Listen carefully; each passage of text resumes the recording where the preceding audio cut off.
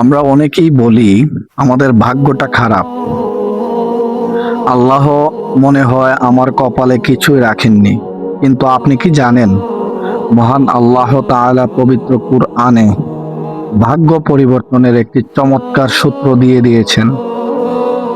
সূরা আর রাদের 11 নম্বর আয়াতে আল্লাহ স্পষ্ট বলেছেন, তিনি ততক্ষণ পর্যন্ত কোনো জাতি বা কোনো মানুষের ভাগ্যের চাকা পরিবর্তন করবেন না, যতক্ষণ না সেই মানুষ বা জাতি নিজেই নিজের অবস্থান পরিবর্তনের জন্য চেষ্টা করে।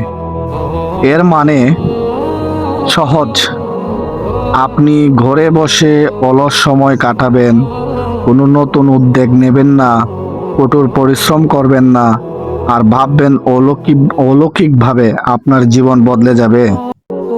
ইসলাম কিন্তু তা শেখায় না। ইসলাম বলে, আগে আপনার সর্বোচ্চ চেষ্টাটুকু করুন, তারপর আল্লাহর উপর ভরসা রাখুন। তাই ভাগ্যের দোহাই দিয়ে বসে থাকা বন্ধ করুন। আজই একটা ছোট পদক্ষেপ নিন, কিন্তু ছোট কিছু সতর্কতার সাথে পরিশ্রম শুরু করুন।